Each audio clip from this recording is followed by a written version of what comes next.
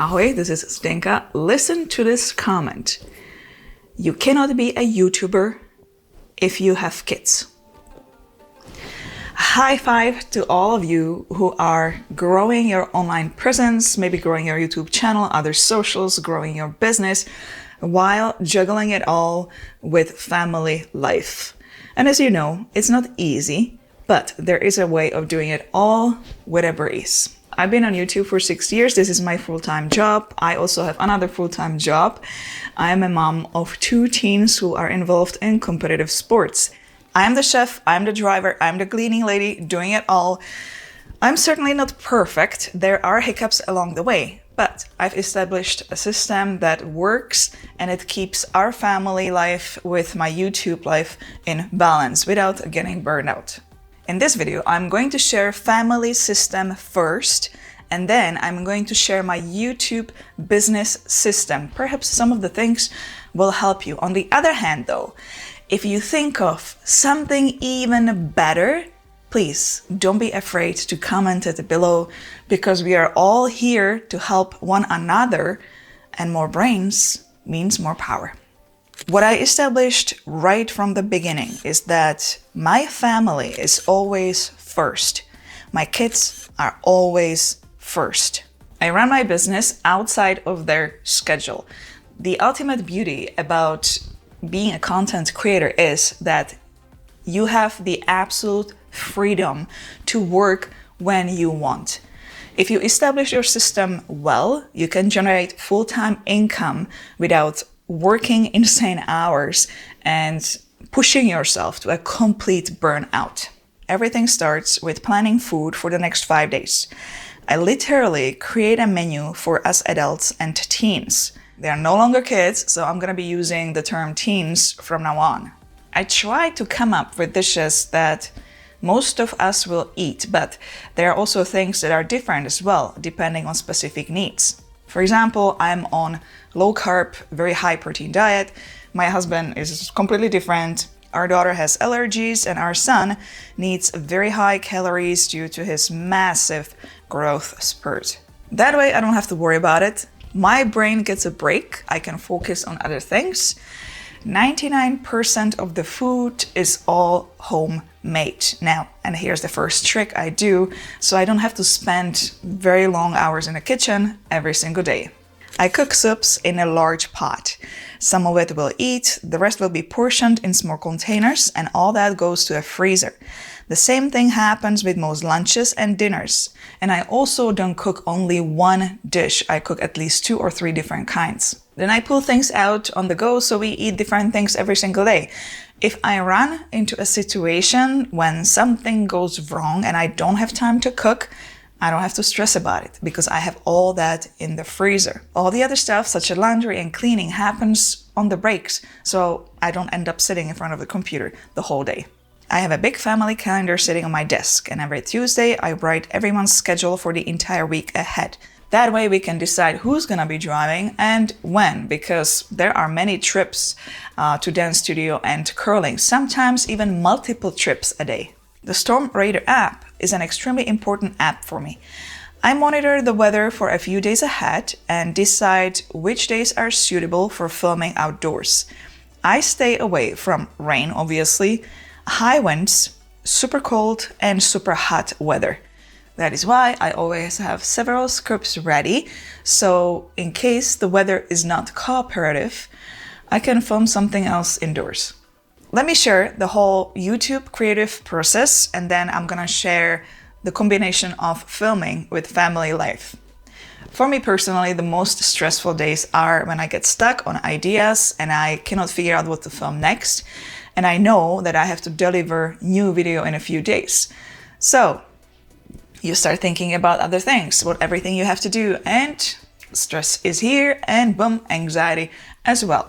Not every day is a creative day. For me personally, that happens if I have to deal with some outside drama outside of our family, and that blocks my mind. I can't concentrate. I am always thinking about that, and I get that block, creative block.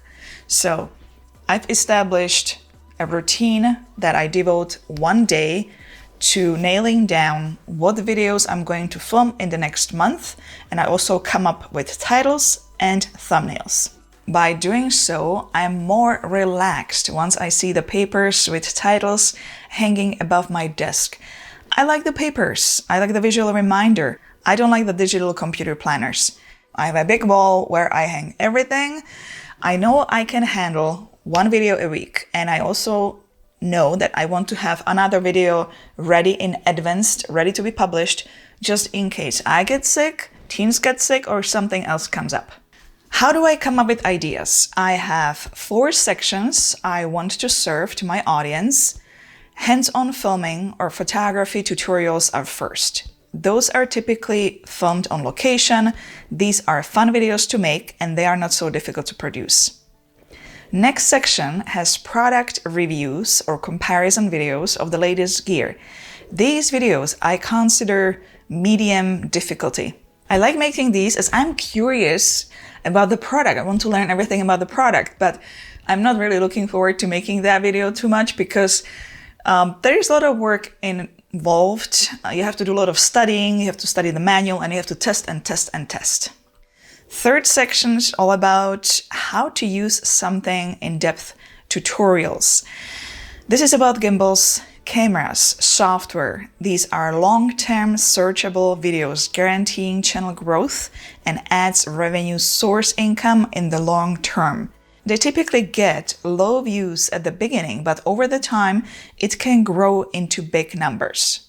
Those videos are very hard to make. They involve a lot of studying. You have to write a script, making sure that you don't make any mistakes, really.